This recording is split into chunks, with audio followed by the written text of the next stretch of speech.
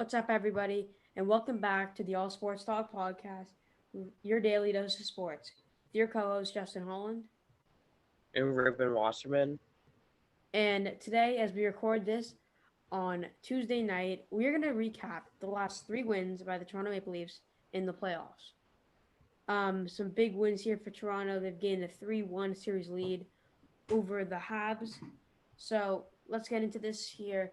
It should be a good one. So the Leafs tonight win 4-0 over the Montreal Canadiens. Game two, they won, was it 5-1? And then game three, they won 2-1. So what do you think is the biggest thing that contributed to the Leafs winning these three games? Alex Kerfoot and Alex Galchenyuk. All right, well, there you have it. Even I think even when Nick Foligno's back, I think you take Pierre Engvall out and keep Galchenyuk in. Yeah, well, I like Pierre Engvall. I definitely take out Adam Brooks over him. I just keep Riley Nash out of the lineup. I didn't think he had an amazing game tonight. I think Engvall's been good. He's really focused on Yeah, the back check now. He's been a lot better there. He's helped contribute offensively. Um, yeah, I just gotta say tonight, Kerfoot had an amazing game. Galchenyuk well, had 3 points. Kerfoot had 3 assists. Same with Galchenyuk. Galchenyuk had a goal. Galchenyuk had a goal and 2 assists. Yeah, I can't disagree with you. I think that which is funny is the worst part of this hockey team. You could even say has been their first line. Like Marner doesn't have a goal. He has 2 assists in 4 games. Matthews has a goal and 3 assists, I think, um, in these 4 games. But every other line has been amazing. Like, am I alone here? well, Matthews hasn't been terrible, especially defensively. Yes, Marner's physically been as well. Marner's been good on the PK, but Yeah, Zach Hyman hasn't been great by any means. I think Zach Hyman. I don't think he's expected to put up points. I think his true role is digging deep in the corners so Matthews and Marta can get points. So Yeah, I don't think he's playing insane. I don't think he's playing like insane hockey. I think he's playing decently. Um, yeah, he could play better, but listen, let's look at if you want to look at insane hockey. Let's look at the second line so far. Willie Nylander has the same amount of goals as the Montreal Canadiens in the last 4 games at 4. Alex Herfoot, I don't know why, but he's been playing out of his mind. I And think he has 4 assists and a goal so far. yeah, in 4 games for him, that's amazing. Galchenyuk had 3 points tonight in his first career playoff goal as a Maple Leaf. I think that was huge for him. With two guys on that line, original line out, I think it's insane how well they're playing and contributing as a second line. Yeah, especially because normally they'd be on the bottom six. So if we can get that production on the bottom six when Foligno should be healthy by Thursday, I think he'll be healthy by Thursday. One of those Yeah, guys will have to slide down to the third or fourth line. And if they keep producing, this team is could go far.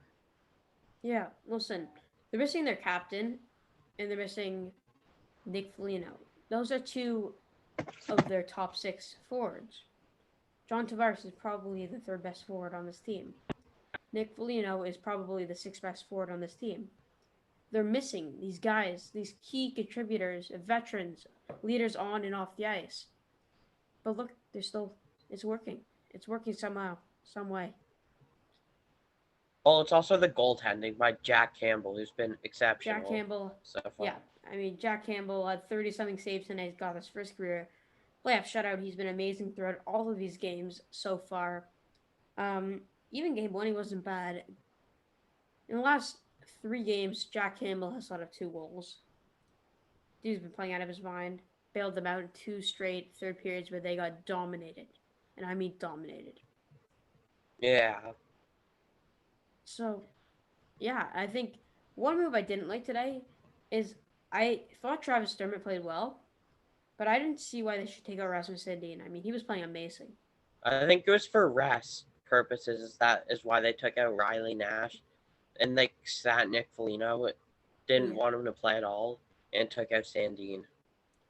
Yeah, and I feel like the Leafs have a privilege when you're looking at other NHL teams, even like the Habs, whereas the Leafs have so many players that can just jump into a role on this team in the playoffs. Like Adam Brooks can just step in and play well. Riley Nash can do the same thing. So like it's something so amazing, the ability to like have two injuries to your top six and replace them and play amazing hockey. But like this is the first time that the Leafs have this type of depth. Like last Yeah. year, it was there, just that they had to face injuries of Hyman, Muzzin, probably more. Like they weren't Yeah. great. They Like like Nick Robertson had to come in eventually yeah. last year. Even Nick Robertson's a guy that could come in now. Yeah, If we're gonna compare the Leafs lineup like to their lineup last year, like the differences you would see. I mean, Kapanen, Johnson, Trevor Moore, all these guys replaced. You got Jake but Garner was out of there. Cody Cece was out of there. Jake Garner was from last year. but the thing is that they replaced these guys with veteran playoff guys like Thornton, Spezza, Simmons, and Yeah. Alex Galchenyuk at the beginning of the season via trade from Ottawa. Who did we even give up for him? We gave up like I nothing think for him. I think we gave up a not a pro like No, I think we gave up someone. AHL defenseman. I think we gave Oh, up an I think AHL. I know. I think I know who it is. Just here, give me a sec. I'm pretty sure I know this one. He was in the Marlies. He definitely wasn't on like the Maple Leafs. If I see the or hear the name, I'd remember it. Yeah, me too. I got it. I got it. What's his name? Igor Korshkov Yeah, and David Warofsky or Warsofsky for Galchenyuk. yeah, Obviously, that turned out to be an amazing trade. Um.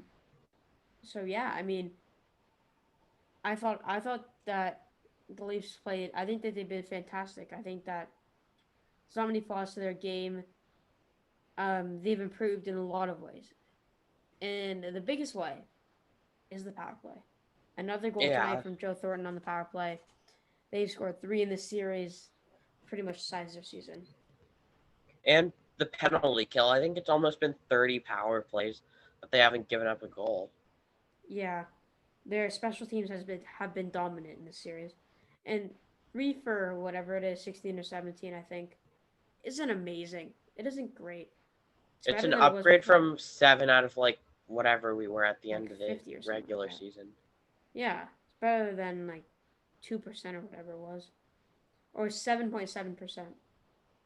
Better than Yeah, 7.7%. Um, the Habs power play, the Leafs are just. I don't know if the Leafs are making them look awful, but they look awful on the power play.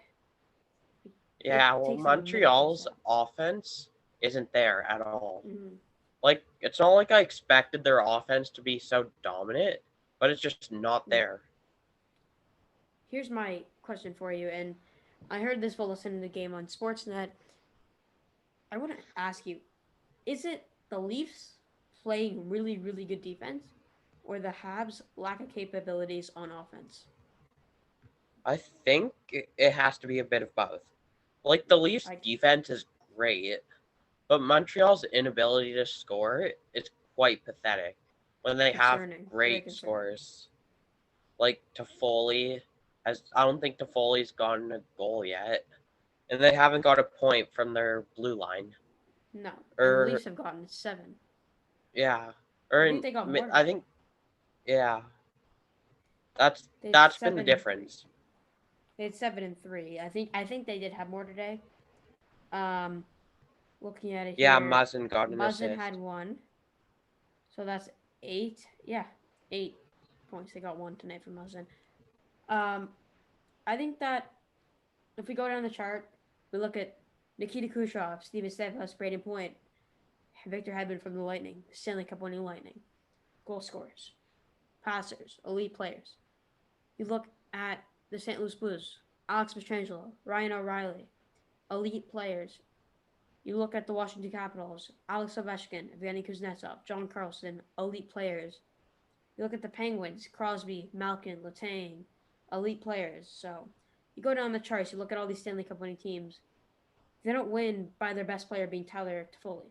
You win by their best player being in Austin Matthews, Sidney Crosby, Alex Ovechkin. Yeah. But the Leafs are on the verge of doing something they haven't done in a long time since we've been born Oh as boy, well Thursday is on going to be Thursday. a good one.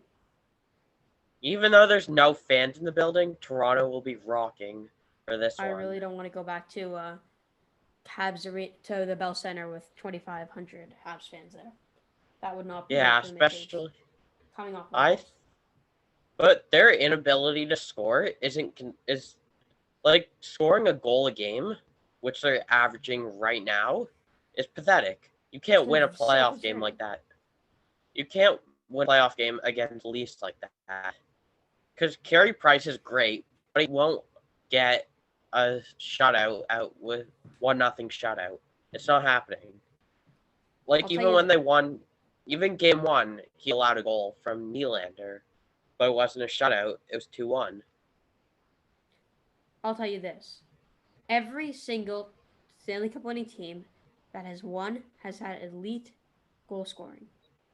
You look at last year, the Tampa Bay Lightning. Um, what do you call it? Nikita Kucherov. You look at the year before, the St. Louis Blues. Jaden Schwartz had 12. Vladimir Tarasenko had 10. You can even go the year before that, and you can go and you can look at the Capitals. Alex Ovechkin, 15 goals. Evgeny Kuznetsov, 12 points. And going back to the last one in the 2016-17 playoffs, Jake Ansel, 13 goals. Evgeny Malkin, 10 goals. Crosby, 8 goals. So obviously you need elite goal scoring, and the Habs Well, really don't have that. even this year, there's other teams with way better goal scorers than Montreal. Even in the North Division, Yeah, the Jets, who just swept the Oilers, have Kyle Connor and Nikolai Ehlers in the lineup, with Mark Scheifele, who can also put the puck in the back of the net. Same with Blake Wheeler. yeah. When Montreal doesn't have four guys that can put the puck in the net on a nightly basis. And I forgot Andrew Cobb, that third line for Winnipeg, that's been Yeah. dominant all year. Did you finish that game? Because I surprisingly finished that game, Which game? the Winnipeg game. You watched the entire thing? Oh, uh, I watched. I think I watched. Yeah, I think I did watch all of it. And how do Yeah, you let Kyle Connor get behind your defense like that? because A, they can play for like an 60 elite goal periods. scorer, and you let him get behind you. Yeah, I guess. The Oilers are out. Anyway, we don't have gone a long time. I don't think I didn't really keeping track, so I don't know exactly. But let's just get to the last part of this segment here, which is our predictions for Game 5. You can go first. I don't think it will be a close game.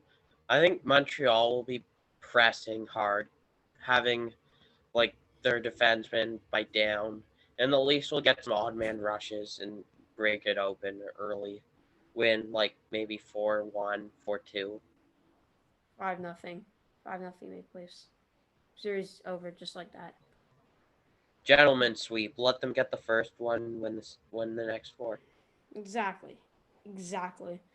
I think that the way the Leafs have outplayed the Habs in the first two periods in the last two games and the game before that, it just shows like the potential. Because when the Habs won, they didn't win by a A lot. They lot. didn't win decisively. The Maple Leafs won game two decisively, and they won game four decisively. Game three, not so much. But you see the potential that Toronto has. If their first line gets going, this game is a 7-1 hockey game. Yeah, and If their the first line boys gets get to going, and the boys get to sleep in their own beds, wake up on exactly. the right side of the bed in Toronto. That should give them an advantage because Montreal's probably flying in tomorrow. We're probably flying in probably tomorrow as well. But we have our home arena, no fans in the building, but I feel like our guys have felt the fan love, even without the Yeah. fans in the building. Here's my also one of my predictions. Dominic Ducharme is going to make a stupid transaction with his lineup. I know it. He's either going to scratch Caulfield or Kakanyemi. I know it. I think he'll scratch Kotkaniemi. That's my take. We'll see. So that's going to conclude today's segment. Maybe the Yeah, next time we film, the Leafs will be into the second round of the just Stanley gotta Cup hope. playoffs. Let's wait for Thursday, baby. Um, anyway, so It's thank you only for watching. Please consider liking. Please consider subscribing, and we'll see you next time. Thank you.